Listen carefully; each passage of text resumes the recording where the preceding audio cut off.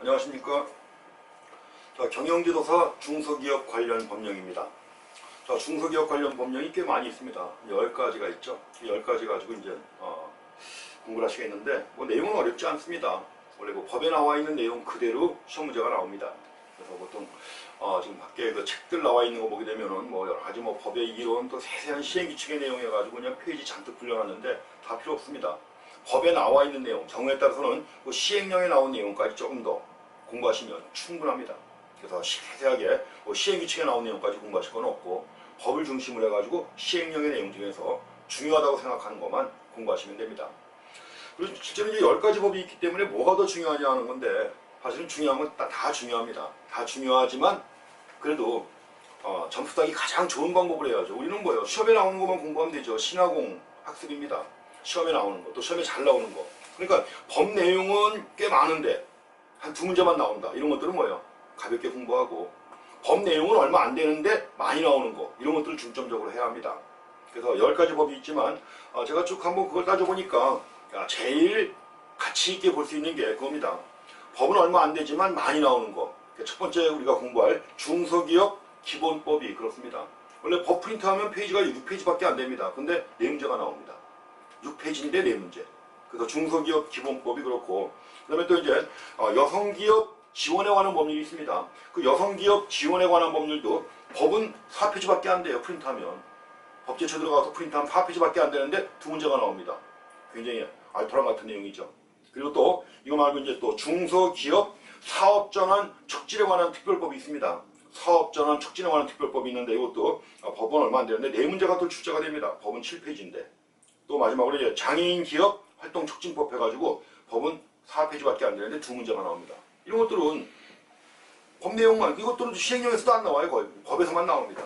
이런 데서 이제 중점을 두고 공부하셔야 되는 겁니다. 그러니까 모든 시험이라는 건 다 전략이 있어야 되는 거죠. 학습도 마찬가지입니다. 그래서 대학 입학 들어가기 위해서 공부할 때도 전략이 있어야 되는 것처럼 모든 공부에도 마찬가지입니다. 가급적이면 노력은 덜 들이고 합격하는 이런 전략을 택해야 되는 거죠. 그래서 제가 진행을 하면서 안내해 드리겠습니다. 제일 먼저 가장 기본되는 법이 제1장에 나오는 중소기업 기본법입니다. 중소기업 기본법. 중소기업에 관한 여러 가지 관련 법령 중에 가장 기본되는 거죠. 기본법입니다. 중소기업 기본법. 인데 여기서 4문제가 출제가 됩니다. 4문제가 출제가 되는데 또 자주 나오는 내용들이 정해져 있습니다. 그래서 이 내용들 먼저 정리해 보시겠습니다. 제일 먼저 어떤 법이든 간에 법 제1조에는 법의 목적이 나옵니다. 그 법의 목적을 파악하셔야 그 뒤에 나올 내용의 흐름이 환히 보이는 거예요. 그 뒤에 어떤 내용이 나올 것인지 법의 목적만 봐도 벌써 흐름이 보여지는 겁니다. 그래서 법의 목적이 나오는데 물론 목적 자체가 또 시험 문제에 나옵니다. 여러 번 나왔었는데 그래서 먼저 법의 목적과 관련해서 이 법은 중소기업이 나아갈 방향과 또 중소기업을 육성하기 위한 시책의 기본적인 사항을 규정하여 중소기업은 지금 그동안 이 대기업에 치여가지고 중소기업이 발전하지 못했죠. 많은 유럽의 이런 국가들 이런 나라는 중소기업이 그대로 뿌리를 이루고 있어가지고 이 중소기업을 기반으로 해가지고 대기업도 발전하는 건데 한국은 그렇지 못했던 겁니다. 그래서 중소기업을 특별히 육성하고 진흥하기 위해서 이런 다양한 법들을 만든 거예요. 하나하나 그때 만들다 보니까는 이 법이 많아진 거죠. 또 나중에는 이런 법들을 또 통합해가지고 또 이제 법을 갖다가 하나의 체계화된 법으로 또 만들 계획도 있습니다. 현재 중소벤처기업부에서. 그래서 일단 중소기업이 나아갈 방향 그리고 중소기업을 육성하기 위한 시책의 기본적인 사항을 규정하여 창의적이고 자주적인 중소기업의 성장을 지원합니다. 성장을 지원하고 나아가 산업구조를 고도화합니다. 산업구조를 고도화한다는 말은 이제 첨단 산업의 비중을 높이는 거예요. 예전에는 농림업이 중심이었잖아요. 그러다가 제조업, 서비스업으로 옮겨왔잖아요. 이게 바로 산업구조의 고도화입니다. 어떤 산업이 큰 비중을 차지하느냐 하는 건데 중소기업의 경우에도 중소기업의 경우에도 1차, 2차가 아니라 앞으로 이제 첨단 산업 중심으로 해가지고 중소기업이 나가도록 하는 겁니다. 가지고 산업구조를 고도화한다는 거 나가서 국민경제를 균형 있게 발전시키는 것을 목적으로 한다고 되어 있습니다. 그래서 법의 목적에 나와 있는 내용들은 언제든지 시험 대상이 되니까 확인하시기 바랍니다. 다음에 이제 두 번째로 이 법에서 사용한 용어의 정의가 나옵니다. 어떤 법이든 간에 제2조에 나오는 게 그래. 제2조에 나오는 내용이 용어의 정의예요. 법 제2조. 이 법에서 사용하는 용어의 정의가 나오는데 이 용어의 정의가 또 시험에 상당히 잘 나옵니다. 그렇기 때문에 그 용어 하나하나 확인하고 지나가셔야 됩니다. 별거 아닌 것 같은데도 또 시험에 잘 나와요. 용어의 정의. 자, 첫 번째는 그 창업일이 나옵니다. 창업일. 원래 기업의 창업일인데 그 창업일을 언제로 볼 것이냐 하는 겁니다. 법인인 기업의 경우에는 법인 설립 등기일입니다. 법인은 법원에다가 설립 등기를 갖다 함으로써 법인격을 취득하는 거예요. 법인격을 취득하는 것이기 때문에 법인인 기업의 경우에는 법인 설립 등기일이 창업일입니다. 그 다음에 법인이 아닌 사업자의 경우에는 사업자 등록을 한 날이 창업일입니다. 기억하셔야 됩니다. 아주 잘 나와요. 그래서 법인이 아닌 사업자의 경우엔 사업자 등록을 한 날, 법인인 기업은 법인 설립 등기일이 바로 창업일입니다. 다음에 두 번째로 합병일 또는 분할일이 있는데 합병은 뭘까요? 기업들끼리 합병하는 거예요. 또 하나의 회사를 갖다 나눠가지고 이제 둘로 나누는 게 분할이죠. 그래서 자, 합병일 또는 분할일은 자, 법인인 기업의 경우에는 합병 또는 분할로 설립된 법인의 설립 등기일이나 원래 합병하는 경우에는 합병한 다음에 새로운 회사를 만들 경우도 있고 또 한 가지 합병의 경우에는 뭐예요? 기존의 회사가 다른 회사를 갖다 흡수하는 경우도 있습니다. 두 가지가 있어요. 그렇기 때문에 그 두 가지 경우가 나온 겁니다. 자, 합병 또는 분할로 설립된 법인의 설립 등기일이나 합병 또는 분할로 존속하는 법인의 변경 등기일. 이게 바로 창업일입니다. 합병일이죠. 그 다음에 이제 법인이 아닌 기업의 경우에는 공동 사업자에 대한 사업자 등록을 한 날이나 또 공동 사업장을 분리하여 사업자 등록을 한 날이 바로 합병일 또는 분할일이 되겠습니다. 그래서 합병일 또는 분할일 용어를 그렇게 확인하시기 바랍니다. 자, 다음은 그 세 번째 관계기업이라는 용어가 나옵니다. 관계기업입니다. 관계기업에서 외부감사의 대상이 되는 기업이 다른 국내 기업을 지배함으로써 지배 또는 종속의 관계에 있는 기업 집단을 관계기업이라고 합니다. 관계기업. 지배하는 겁니다. 외부감사의 대상이 되는 기업이니까 큰 기업 아니에요. 큰 기업인데 이런 기업이 다른 국내 기업을 지배함으로써 지배 또는 종속의 관계에 있는 기업의 집단을 관계기업이라고 정의합니다. 그래서 관계기업 용어 확인하시고 그 다음에 이제 앞으로 주식 등이라고 하는 용어 많이 쓸 텐데 그럼 주식 등이라고 할 때는 뭘 얘기하는 거냐? 주식 등이라고 할 때는 주식회사의 경우에는 발행 주식인데 물론 의결권이 없는 주식을 포함시킬까요? 제외시킬까요? 의결권이 없는 거라면 의미가 없죠. 그래서 자, 주식회사의 경우에는 발행 주식인데 이런 경우 의결권이 없는 주식은 제외합니다. 그러니까 발행 주식 총수 그리고 주식회사 외의 기업인 경우에는 출자 총액을 얘기합니다. 주식회사 외의 기업인 경우에는 출자 총액, 주식회사인 경우에는 발행 주식 총수를 주식 등이라고 하는 겁니다. 다음에 그 친족에 대한 것도 나왔는데 친족에 대해서는 뭐 민법이나 이런 데 다 규정이 되어 있죠. 근데 이제 친족에 대한 정의도 여기서 또 중소기업 기본법에서 정의하고 있습니다. 정의하고 나서 2018년 처음에 냈습니다. 또 이거를 친족 등, 친족은 배우자, 자, 사실상 혼인관계에 있는 자 포함합니다. 배우자라고 할 때도 사실상 혼인관계에 있는 자 포함해가지고 배우자 그리고 육촌인의 혈족 및 사촌인의 인척입니다. 자, 육촌인의 혈족이 뭐고 사촌인의 인척이 뭔가 이건 알 거 없습니다. 그냥 이렇게만 나옵니다. 이렇게만 나오니까 민법에 규정된 뭐 이런 혈족인이 인척 어디까지 보느냐 이것까지 자잘하게 볼 건 없습니다. 이것만 기억하시면 돼요. 배우자, 육촌인의 혈족 또는 사촌인의 인척 및 사촌인의 인척 해가지고 이게 바로 친족입니다. 자, 다음에 임원에 대한 정의가 나옵니다. 임원은 뭘 가리키느냐? 임원은 자, 주식회사 또는 유한회사의 경우에는 주식회사나 유한회사의 경우에는 임원은 등기된 이사를 얘기합니다. 등기된 이사인데 사회이사를 포함시킬까요? 안 시킬까요? 사회이사. 어떻게 보면 대부분의 회사가 사회이사를 법으로 정해져 있으니까 사회이사를 갖다 도입하고 있지만 사회이사한테 무슨 권한이 있으니까 없죠. 거의 참석도 안 하고 그냥 돈만 좀 받아먹고 하죠. 그러니까 당연히 자, 사회이사는 제외합니다. 사회이사를 제외한 등기된 이사 2번이에요. 그 다음에 자, 주식회사 또는 유한회사 외의 기업의 경우에는 무한책임사원 또는 업무집행자가 바로 임원입니다. 무한책임사원 또는 업무집행자가 임원이라는 거. 자, 임원에 대한 정의도 꼭 확인하시기 바랍니다. 자, 그 용어와 관련해 가지고 2015년에 나왔던 문제 한번 좀 보시기 바랍니다. 예시 문제로 제시해 놨는데 문제가 이런 식으로 나온다는 걸 확인하고 지나가시면 공부하기가 더 편합니다. 에이, 별거 아니구나, 이런 것들만 주의하면 되겠구나 하는 걸 직접 확인해 가시면서 공부하시면 괜히 나오지도 않을 내용에 매달리거나 이러지 않죠.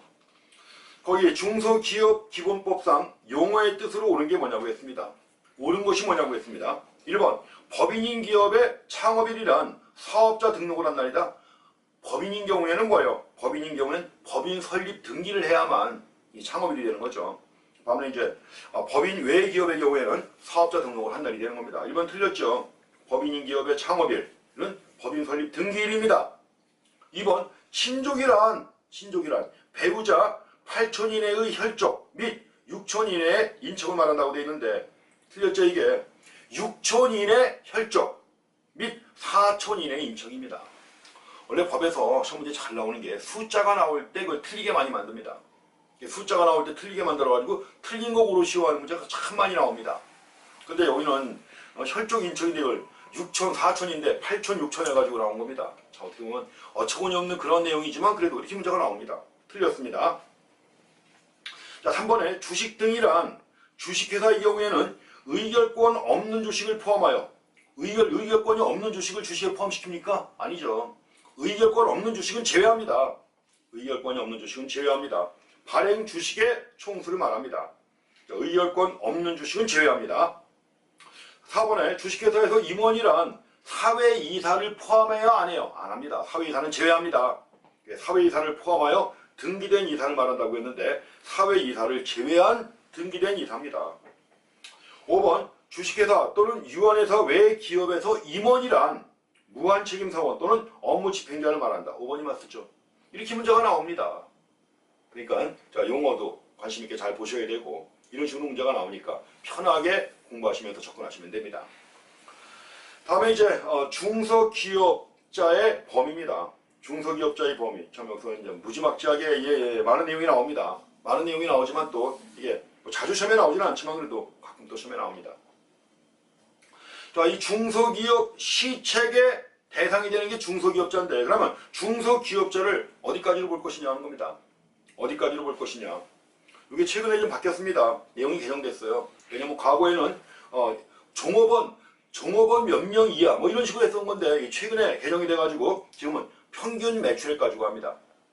평균 매출액 가지고 하니까 당연히 그 예전에 나왔던 문제 주의하셔야 됩니다. 기출문제는 다 그 인원 갖고 나온 게 2014년, 15년 다 그 인원 갖고 나왔는데 종업원 수가 아닙니다. 지금은. 그러니까 옛날 기출문제 볼 때 항상 주의하셔야 됩니다. 개정된 내용이 있기 때문에 항상 신경 써서 보셔야 됩니다. 자, 중소기업 시책의 대상이 되는 중소기업자인데 자, 중소기업을 육성하기 위한 시책 이걸 이제 줄여갖고 앞으로 계속 중소기업 시책이라고 나옵니다. 자, 중소기업 시책의 대상이 되는 중소기업자는 다음 어느 하나에 해당하는 기업 또는 조합 등을 영위하는 자로 한다. 다음 어느 하나에 해당하는 기업 또는 조합 등을 영위하는 자로 합니다. 그래서 여기에 대해서 이제 네 가지가 나와 있어요. 크게 보면 네 가지.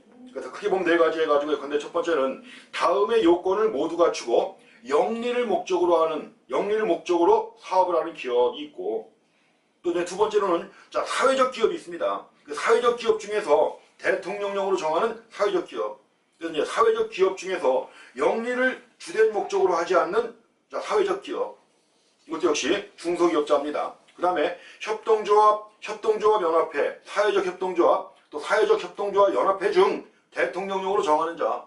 그 다음에 이제 네 번째는 자, 소비자생활협동조합 연합회, 전국연합회 중 대통령령으로 정하는 자 해가지고 네 가지예요. 그 네 가지 중에 어느 하나에 해당하면 이게 바로 중소기업자입니다. 크게 보면 네 가지인데 그럼 이 네 가지에 대해서 구체적인 내용을 좀 보셔야 됩니다. 자, 첫 번째가 다음의 요건을 모두 갖춰야 됩니다. 다음의 요건을 모두 갖추고 영리를 목적으로 사업을 하는 기업. 이게 가장 기본적인 거죠. 이게 가장 기본적인 중소기업자입니다. 그럼 이제 요건이 뭐가 있느냐? 요건이 두 가지가 나옵니다. 크게 한 가지는 업종별로 매출액입니다. 매출액인데 평균 매출액이에요. 그 평균 매출액을 어떻게 계산하느냐? 이게 뭐 시행규칙에 나와 있는데 절대 볼 필요 없습니다. 그래서 자, 일단 업종별로 매출액, 즉 평균 매출액 등 또는 자산 총액인데 이건 5천억 원 미만입니다. 5천억 원 미만. 그래서 등이 대통령령으로 정하는 기업의 기준에 맞을 것인데 그 대통령령으로 정하는 기준이 바로 자산 총액은 5천억 원 미만. 5천억 원 미만. 그 다음에 매출액은 평균 매출액인데 별표로 규정해놨습니다. 별표에 규정된 평균 매출액입니다. 근데 그 별표를 갖다 보시면 아시겠지만 별표 보시면은 참 길게 나와 있죠. 거기 해당 기업의 주된 업종 해가지고 1번부터 44번까지 쭉 나열한 다음에 분류기호가 나오고 규모기준이 나옵니다. 이걸 가지고 첫 문제 한번 나왔어요. 이게 첫 문제 한번 나와가지고 참 2015년에 한번 나왔습니다. 물론 2016년 이후에는 안 나왔지만 하여튼 어떻게 보면 너무 좀 무지막지한 문제죠. 44가지를 갖다가 뭐 기억할 수 있는 것도 아니지 않습니까? 그래서 이제 거기 보통 뭐 의복 위에 있는 그 평균 매출의 규모가 좀 큰 경우인데 의복 액세서리 및 모피 제품 제조업 그 다음에 뭐 여기 근데 대기업가 나올 때는 주요 사업들이 있죠. 이런 짜잘한 게 아니라 세분화된 게 아니라 주요 사업들이 나옵니다. 그래서 2015년의 경우에도 뭐 6에 나와 있는 가구 제조업 가구 제조업은 뭐예요? 자 평균 매출액 등이 1,500억 원 이하이면 중소사업자입니다. 중소사업자고 그 다음에 이제 농림업, 광업, 식료품 제조업, 담배 제조업 등등 또 아래 자, 수도업, 건설업, 도매 및 소매업 같은 경우 있죠. 이런 경우에는 평균 매출액 등이 1,000억 원 이하이면 뭐예요? 중소사업자입니다. 그 또 나머지 음료 제조업, 그 다음에 그 아래 운수 및 창구업, 정보소 통신업 이런 경우에는 800억 원 이하면 중소사업자다.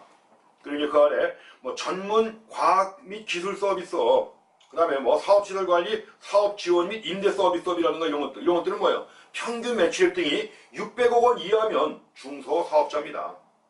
중소기업자가 되는 것이고, 그 다음에 이제 맨 아래, 자, 숙박 및 음식점업 40번, 금융 및 보험업, 부동산업, 임대업, 교육 서비스업의 경우에는 평균 매출액 등이 400억 원 이하면 중소기업자입니다.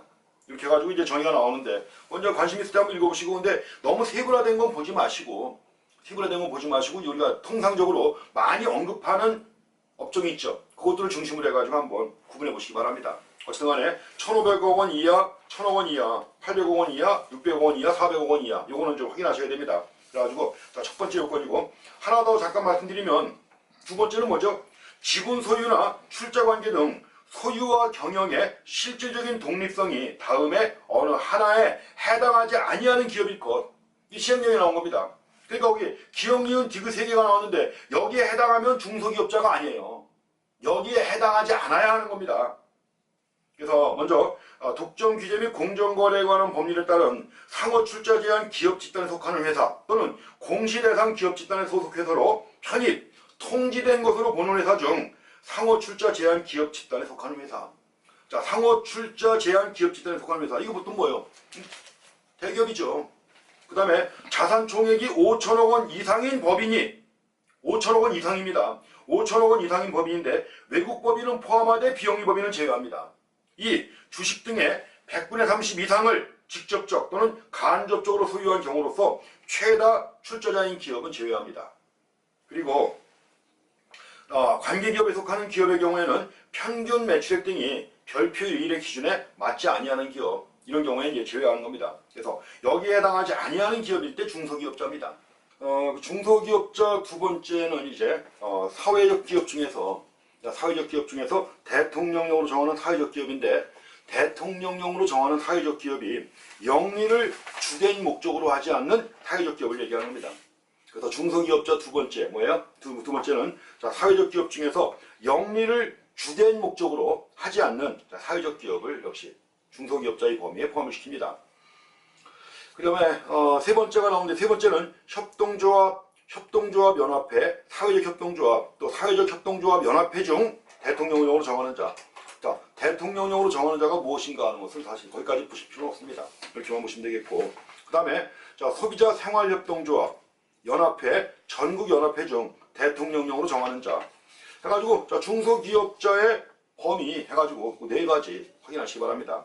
그래서 네 가지 중에 어느 하나에 해당하는 기업 또는 조합 등을 영위하는 자가 바로 중소기업자입니다. 네 가지 확인하시고요. 자, 다음에는 거기 중소기업의 구분과 적용 유예가 나오는데 뭐냐면 다른 게 아니라 자, 원래 그 중소기업으로 적용됐던 건데 요건이 바뀐 거예요. 요건이 바뀌었을 때 그냥 즉시 중소기업자의 자격을 뺐느냐? 그건 아닙니다. 유예기간이 있습니다. 그래서 그에 대한 정의가 중소기업의 구분과 적용 유예해가지고 제시가 됐습니다. 먼저 그 중소기업의 구분이 나옵니다. 자, 중소기업도 중소기업이니까는 뭐 두 가지가 포함된 거 아닙니까? 중기업과 소기업 포함된 거죠. 앞에서 우리가 별표에서 봤던 건 중소기업에 대한 내용인데 이걸 또 소기업으로 구분합니다. 그래서 중소기업은 대통령령으로 정하는 구분 기준에 따라 소기업과 중기업으로 구분합니다. 그래서 이제 소기업에 대한 정의가 그 규모 기준을 가지고 나와 있고 이게 아니면 나머지는 다 중기업이에요. 중소기업 중에서 소기업이 아니면 나머지는 다 중기업이 되겠죠. 그래서 소기업입니다. 자, 중소기업 중 해당 기업이 영위하는 주된 업종별 평균 매출액 등이 별표 3의 기준에 맞는 기업으로 하고 중기업은 중소기업 중 소기업을 제외한 기업으로 한다 이렇게 되어 있습니다. 가지고 별표 3을 보시게 되면 소기업 규모 기준이 나와 있습니다. 그래서 소기업 규모 기준 해가지고 이것도 지금까지 딱 한 번 나왔습니다. 한 번 나왔던 거니까 사실 뭐 어떻게 보면 나올 가능성은 없습니다. 사실 중소기업을 구분하는 것도 벅찬데 소기업까지 구분한다 쉽진 않죠. 그래서 이것들은 이제 여차하면 그냥 무시하고 지나가셔도 괜찮은 내용입니다. 어쨌든 간에 그래서 해당 기업의 주된 업종을 갖다가 별표해 보게 되면 1번부터 43번까지 제시해놨죠. 43번까지 제시한 다음에 그 다음에 이제 위쪽에는 평균 매출액 등이 120억 원 이하. 평균 매출액입니다. 매출액 등이 120억 원 이하인 경우 또 그 다음에 거기 18번부터 31번 업종까지는 평균 매출액 등이 80억 원 이하인 경우 소기업. 그 다음에 자 도매 및 소매업, 정보통신업의 경우에는 평균 매출액 등이 50억 원 이하이면 소기업입니다. 그 다음에 이제 34번부터 38번까지 여러가지 서비스업인데 서비스업의 경우에는 뭐 부동산업을 포함해가지고 서비스업이에요. 이런 경우에는 평균 매출액 등이 30억 원 이하이면 소기업이다. 그 다음에 여러가지 뭐 교육 서비스업이라든가 숙박 및 음식점업 이런 것들이 있죠. 이런 것들은 평균 매출액 등이 10억 원 이하이면 소기업입니다. 그리고 여기 나와 있는 소기업이 아닌 중소기업이면 중기업이 되는 거죠. 그렇게 해서 구분하니까 확인하시고요. 자, 이 중기업과 소기업을 구분하는 것보다 더 중요한 게 적용 예외가 나옵니다. 적용 예외. 말씀드린 것처럼 이제 중소기업의 적용을 예외하는 겁니다. 적용 예외인데 보통 이제 3년 정도 예외 기간을 줍니다. 그래서 적용 예외가 중요한데 중소기업이 그 규모가 확대가 된 거예요.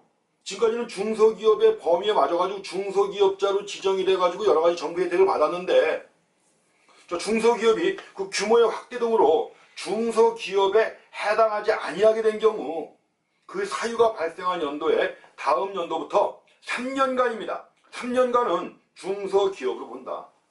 이거 잘 확인하시기 바랍니다. 아주 중요한 조항이에요. 그래서 그 사유가 발생한 연도에 다음 연도부터 3년간은 중소기업으로 본다. 지금 이제 중소기업에 대한 혜택이 여러 가지가 굉장히 많습니다. 그렇기 때문에 이 중소기업이었다가 규모가 확대가 돼가지고 이제 더 이상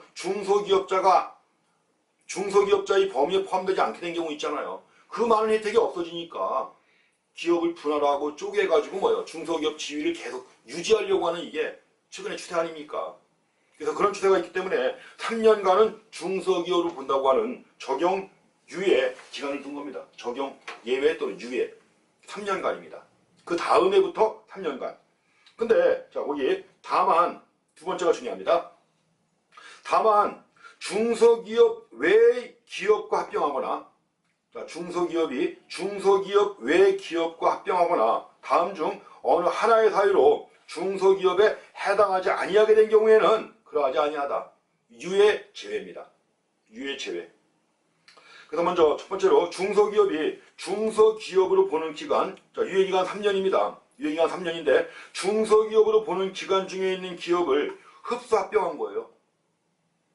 중소기업으로 보는 기간, 그 유예기간 3년 중에 있는 그 기업을 흡수합병한 경우입니다. 합병한 경우로서 중소기업으로 보는 기간 중에 있는 기업이 당초 중소기업에 해당하지 아니하게 된 사유가 발생한 연도에 다음 연도부터 3년이 지난 경우 이런 경우에는 유예 제외입니다.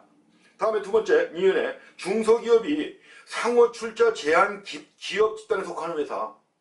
자, 상호 출자 제한 기업 집단에 속하는 회사. 보통 뭐예요? 이 재벌그룹 얘기하는 거죠. 재벌그룹에 속하는 회사 또는 공시 대상 기업 집단의 소속 회사로 편입, 통지된 것으로 보는 회사 중 자, 상호 출자 제한 기업 집단에 속하는 회사에 해당하는 경우에도 자, 유예 제외입니다. 그 다음에 자, 디귿 중소기업으로 보았던 기업이 중소기업이 되었다가 그 평균 매출액 등의 증가 등으로 다시 중소기업에 해당하지 아니하게 된 경우, 이런 경우입니다. 이런 경우도 예외입니다. 원래 중소기업이었는데 자, 중소기업이 되었는데 평균 매출액 등이 증가해가지고 3년 유예기간 중에 있단 말이에요. 유예기간 중에 있었는데 다시 중소기업에 해당하지 아니하게 된 경우, 이런 경우에도 제외합니다. 그래서 거기 자, 3년간 중소기업으로 본다는 게 중요하지만 더 중요한 거는 뭐예요? 자, 그러하지 아니하는 경우, 유예 제외 있죠. 그 세 가지 경우 그거 잘 봐주시기 바랍니다. 아주 중요합니다. 자, 다음에 그 특례 규정이 또 나와 있습니다. 특례 규정이 나오는데 이런 특례 같은 것들을 외시면 잘 나와요. 특례 규정. 자, 중소기업 시책별 특성에 따라 특히 필요하다고 인정하면 자, 중소기업 협동조합법이나 그 밖에 법률에서 정하는 바에 따라 중소기업 협동조합이나 그 밖에 법인, 단체 등을 중소기업자로 할 수 있다는 거. 특례 규정도 확인하시기 바랍니다. 특히 필요하다고 인정하면이에요. 특히 필요하다고 인정하다면 자, 중소기업 협동조합이나 그 밖의 법인, 단체 등을 중소기업자로 할 수 있다는 특례 규정도 확인하시기 바랍니다. 좀 전에 적용 유예하고 그렇게 보지 아니하는 경우 세 가지 봤었는데 그와 관련해 가지고 2017년에 시험에 나왔던 겁니다. 예시 문제 한번 보시기 바랍니다. 언제든지 나올 수 있는 거예요.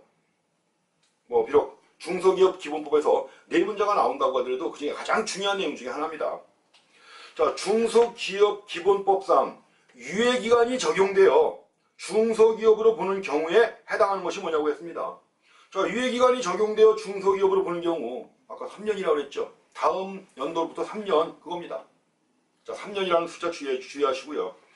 그리고 이제 거기 1번, 2번, 3번, 4번, 5번 같은 경우에는 뭐예요? 예외입니다. 보지 않는 경우에요. 여기서 이제 해당하는 것이 뭐냐고 했으니까 맞는 거 찾는 거죠. 해당하는 경우. 첫 번째 우리가 적용 유예해서 먼저 제1항에 나왔던 내용이 있죠. 그겁니다. 자, 중소기업이 그 규모의 확대 등으로 중소기업에 해당하지 않게 된 경우 그 사유가 발생한 연도에 다음 연도부터 3년이 지나지 않았으면 뭐 중소기업으로 보는 거죠. 3년 동안 그 유예 기간이 있기 때문에 3년이 지나지 않았으면은 뭐예요? 중소기업으로 보는 겁니다.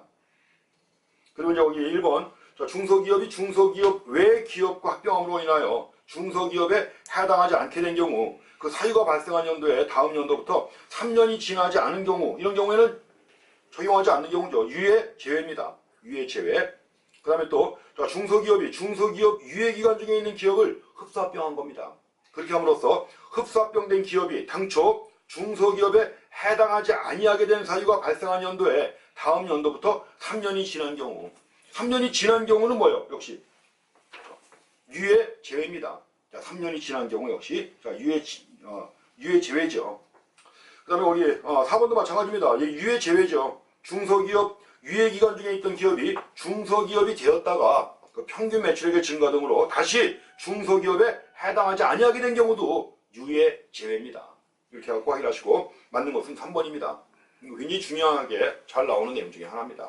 체크해 주시기 바랍니다. 자, 다음에 그 중소기업과 관련해 가지고 이제 정부의 책무가 있고 정부 및 지방자치단체의 책무가 있고 또 중소기업자도 책무가 있습니다. 의무적 일종의 책무가 있는데 그 책무도 시험에 계속 꾸준히 나오고 있습니다. 먼저 첫 번째 나오는 게 정부와 지방자치단체의 책무가 나오는데 법 제3조에 규정이 되어 있습니다. 정부와 지방자치단체는 중소기업을 위해서 어떤 책무를 가져야 되는가 하는 겁니다. 아무래도 이제 종합시책을 만들어야 될 책무가 있겠죠. 그래서 정부는 먼저 정부입니다. 정부는 중소기업의 혁신 역량과 경쟁력 수준 및 성장성 등을 고려하여 지원 대상의 특성에 맞도록 기본적이고 종합적인 중소기업 시책을 세워 실시하여야 한다. 중소기업 시책을 실시해야 한다. 이건 정부가 하는 거니까 뭐예요? 지역 구분 없이 다 해야 되는 거죠. 정부가 하는 거니까 특별한 제한 없이 혁신 역량, 경쟁력 수준 및 성장성을 고려하여 지원 대상의 특성에 맞도록 기본적이고 종합적인 중소기업 시책을 세워 실시하여야 한다. 그러면 지방자치단체의 책무는 뭘까요? 지방자치단체는 중소기업 시책에 따라 관할 지역의 특성을 고려하여, 관할 지역의 특성을 고려하면 지방자치단체가 하는 거죠. 관할 지역의 특성을 고려하여 그 지역의 중소기업 시책을 세워 실시해야 한다. 근데 또 정부가 하는 것과 자치단체가 하는 것이 또 손발이 안 맞으면 안 되잖아요. 그러니까 이제 세 번째 규정. 정부와 지방자치단체는 상호 간의 협력과 중소기업 시책의 연계를 통해서 연결이 돼야 되는 거죠. 정부가 하는 것과 지방자치단체가 하는 것은 뭐예요? 잘 연계가 돼야 되는 거죠. 그래서 상호 간의 협력과 중소기업 시책의 연계를 통하여 중소기업에 대한 지원의 효과를 높일 수 있도록 노력해야 한다. 그래서 정부의 책무하고 지방자치단체의 책무, 그리고 두 가지가 하는 것은 또 상호 연계가 돼야 되고 또 중복되지 않도록 해야 되고 서로 협력이 이루어져야 되는 거죠. 그래서 이런 규정이 나온 겁니다. 다음은 그 중소기업자 등의 책무도 있죠. 중소기업자도 책무가 있어야 되겠죠. 그래서 중소기업자의 책무가 있는데 1번 중소기업자는 기술개발과 경영혁신을 통하여, 중소기업자도 해야 돼 이걸, 기술개발과 경영혁신을 통하여 경쟁력을 확보하고 투명한 경영과 기업의 사회적 책임을 다하여 국가경제의 발전과 국민의 후생 증대에 이바지할 수 있도록 노력해야 한다는 거. 이게 2013년에는 어떻게 나왔느냐 하면 가로놓기로 나온 겁니다. 가로 4개 만들어 놓은 다음에 여기에 알맞는 말이 뭐냐, 바르게 연결된 게 뭐냐, 이런 문제가 나왔어요. 중소기업자는 첫 번째 뭡니까? 기술개발과, 두 번째 경영혁신을 통하여, 세 번째 경쟁력을 확보하고 투명한 경영과, 그리고 기업의 사회적 책임을 다하여 국가경제의 발전과 국민의 후생 증대에 이바지할 수 있도록 노력해야 한다. 그런 규정이 나와 있습니다. 또 한 가지, 중소기업자와 그 사업에 관하여 중소기업과 관련되는 자는 정부와 지방자치단체의 중소기업 시책 실시에 협력하여야 한다는 거. 또 역시 중소기업자 등의 책무로 법제 4조에 규정이 되어 있습니다. 그 다음에 이제 중소기업 시책과 관련된 업무의 총괄을 누가 하느냐 하는 건데, 누가 할까요? 예전에는 중소기업청장이 했던 거죠. 근데 중소기업청장이 했던 건데, 현 문재인 정부가 출범하면서 이름이 바뀌었습니다. 이제 중소기업청이 아니라 뭐예요? 중소벤처기업부 장관입니다. 중소벤처기업부 장관. 그래서 업무의 총괄은, 중소기업 시책의 모든 업무의 총괄은 중소벤처기업부 장관이 합니다. 중소벤처기업부 장관은 정부 및 지방자치단체가 행하는 중소기업의 보호 및 육성, 보호와 육성입니다. 보호 및 육성에 관한 업무를 총괄 조정한다고 되어 있습니다. 그리고 이제 또 중소기업 보호 육성에 관한 다른 법률을 제정하거나 개정할 때는 이 법의 목적에 맞도록 하여야 한다. 왜 그래요? 이게 중소기업 기본법입니다. 중소기업 기본법이기 때문에 중소기업에 관한 다른 법률을 만들거나 이럴 때는 뭐예요? 항상 이 법을 중심으로, 이 법의 규정을 벗어나면 안 되는 거죠. 그래서 이 법의 목적에 맞도록 하여야 한다는 것도 확인하시기 바랍니다. 다음에 시험에 늘 많이 나오는 것 중에 하나입니다. 이제 정부의 시책을 얘기했었는데, 그 정부의 시책에는 뭐가 있느냐? 이 정부의 시책 내용이 법 5조부터 19조까지 계속 이어서 나옵니다. 근데 5조부터 19조까지 나오는데 이게 시험 문제에 굉장히 잘 나와요. 매번 나옵니다. 근데 세세한 내용이 아니라 뭐요? 제목을 중심으로 다 나옵니다. 그래서 중소기업 보호 및 육성과 관련한 정부의 시책에 뭐가 있는가 하는 것을 크게 확인하시면 됩니다. 첫 번째는 뭐가 나와 있죠? 첫 번째는 창업 촉진과 기업가 정신의 확산이 나와 있습니다. 내용은 한 번만 읽어보시면 돼요, 그냥. 창업을 촉진하고, 중소기업의 창업을 촉진하고 기업가 정신을 확산하도록 하는 거. 이게 정부의 시책입니다. 그래서, 창업을 준비하는 자가 건전한 기업가 정신과 자긍심을 가질 수 있도록 필요한 시책을 실시한다는 거죠. 다음은 두 번째로 이 경영 합리화와 기술 향상이 나옵니다. 경영 합리화와 기술 향상을 위한 시책. 그래서 정부는 중소기업 경영관리의 합리화와 기술 및 품질의 향상을 위하여 경영 및 기술의 지도 연수, 또 기술 개발의 촉진 및 표준화 등 필요한 시책, 또 중소기업의 생산성 향상을 위하여 생산시설의 현대화, 정보화의 촉진 등 필요한 시책 실시해야 한다고 되어 있습니다. 그래서 경영 합리화와 기술 향상. 다음에 세 번째, 판로 확보도 해야죠. 이 중소기업이 생산한 제품들 판로 확보를 갖다 위해서 정부가 또 지원을 해줘야죠. 그래서 정부는 정부, 지방자치단체, 공공단체 및 정부 투자기관 등이 물품 또는 용역을 조달할 때에는 중소기업자의 수지 기회를 증대시키기 위하여 필요한 시책을 실시해야 하는 겁니다. 판로 확보를 위해서 정부가 구매하거나 공공단체 및 정부 투자기관이 구매하는 경우이죠. 조달하는 경우라고 합니다. 조달하는 경우에는 가급적이면 뭐요? 중소기업자의 제품을 구매하도록 판로 확보를 위해서 시책을 실시해야 합니다. 그리고 나서 이제 또 중소기업 제품의 판로 확대를 위하여 유통구조를 현대화하는 것도 필요하고, 또 사업의 협동화 등 유통의 효율화에 필요한 시책을 실시해야 한다는 것이 규정이 되어 있습니다. 판로 확보입니다. 제품의 판로 확보. 그 다음에 공정 경쟁 및 동반 성장의 촉진입니다. 공정 경쟁 및 동반 성장의 촉진. 정부는 중소기업이 아닌 기업 등 다른 기업과의 공정 경쟁과 또 협력 및 동반 성장을 촉진할 수 있도록 필요한 시책을 실시해야 합니다. 그다음에 다섯 번째는 협력과 기업 구조의 전환도 나와 있습니다. 협력과 기업 구조의 전환을 위한 시책. 중소기업의 집단화 및 협동화 등 중소기업 사이에 협력에 필요한 시책을 마련해야 한다. 또 정부는 중소기업의 구조를 고도화하기 위하여 중소기업의 법인 전환, 또 사업 전환이나 중소기업 사이의 합병 등을 원활히 할 수 있도록 필요한 시책을 강구해야 한다. 자, 협력과 기업 구조의 전환입니다. 또 한 가지, 중소기업의 국제화도 중요하죠. 그래서 수출을 갖다 원활히 할 수 있도록 지원해 주는 겁니다. 중소기업의 수출입 진흥, 또 외국 기업과의 협력 증진 등 필요한 시책을 실시해야 한다는 거. 또 여러 가지 필요한 정보를 제공하는 것도 필요한 일이죠. 그래서 뭐 대한무역투자진흥공사라든가 이런 데하고 연계해가지고 중소기업이 수출을 확대하는 데 필요한 정보를 제공하는 것도 시책에 포함됩니다. 국제화 촉진이라고 해서 나와 있습니다. 그 다음에 이제 중소기업 육성을 위한 지원과 투자, 당연히 들어갈 내용이죠. 중소기업의 육성을 위한 지원과 투자. 또 금융 및 세제 조치라든가 인력 확보를 지원하는 것도 포함되어 있습니다. 금융 및 세제. 그래서 중소기업자에 대한 자금 공급을 원활히 하기 위하여 재정 및 금융자금의 공급의 적정화, 또 신용보증제도 등의 확립 등 필요한 시책을 실시해야 되고, 또 중소기업 시책을 효율적으로 실시하기 위하여 조세에 관한 법률에서 정하는 바에 따라 세제상의 지원도 할 수 있습니다. 세제상의 지원. 금융상의 지원뿐만 아니라 세제상의 지원도 있고, 이걸 위해서 또 뭐요? 필요한 법제 및 재정 조치도 하여야 한다고 되어 있습니다. 하여야 한다. 또 한 가지 이제 인력 양성도 필요하죠.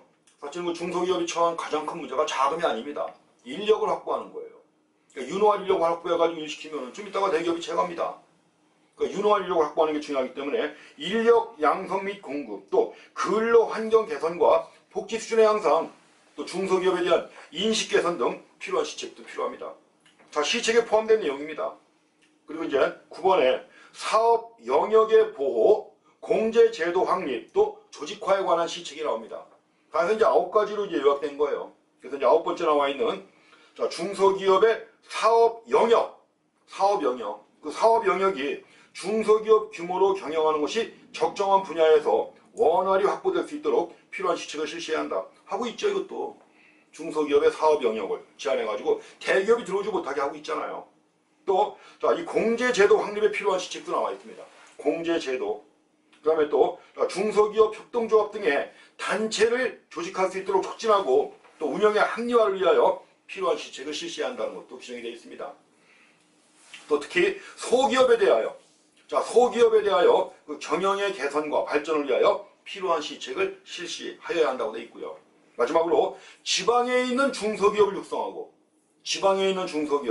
또 여성과 장애인의 중소기업 활동, 이걸 촉진하기 위하여 필요한 시책을 실시해야 한다고 했는데, 이걸 위해서 법을 별도로 만든 거예요. 특별법을.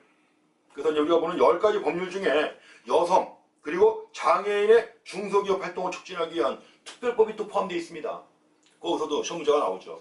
그래서 그런 내용 다 보셔야 됩니다. 그러니까 이런 것들이 다 중소기업 지원을 위한 또 중소기업 육성을 위해서 필요한 시책에 포함된 내용이라고 하는 거 확인하시기 바랍니다. 거기 2016년에 나왔던 예시문제 한번 보시기 바랍니다. 세세한 내용이 나오는 게 아니라 크게 나와요. 예시문제 보시게 되면 중소기업 기본법상 정부가 실시해야 하는 중소기업 시책으로 명시된 내용이 아닌 것이 뭐냐고 했습니다. 읽어보시면 틀린 게 확 보입니다. 먼저 1번 중소기업의 생산성 향상을 위한 생산시설의 현대화. 생산성을 높이기 위해서는 생산시설을 현대화하는 거 필요하죠. 1번 맞습니다. 2번에 중소기업 제품의 판로 확대를 위한 유통구조의 현대화. 이 말이 맞죠? 필요한 거고요. 그 다음에 세 번째, 중소기업의 국제화 촉진을 위한 중소기업의 수출입 진흥도 나와 있습니다. 그 다음에 중소기업의 근로환경 개선과 복지 수준의 향상, 인력 양성을 위한 거예요. 인력을 양성하기 위하여 근로환경을 개선하고 복지 수준을 향상시키는 게 포함되어 있습니다. 그 다음에 이제 기술개발과 경영혁신을 통한 경쟁력 확보 및 투명한 경영인데, 지금 중소기업의 보호 육성을 위한 시책이에요. 보호 육성을 위한 시책이기 때문에 투명한 경영, 이런 내용 들어가 있습니까? 안 들어가 있죠. 투명한 경영은 포함이 안 되어 있습니다. 그래서 5번이 잘못된 내용이라는 거 보이죠? 문제가 이런 식으로 나오는 겁니다. 세세한 내용보다는 크게 어떤 내용들이 중소기업 보호 육성을 위한 시책에 포함되는가 확인하시면 되겠습니다.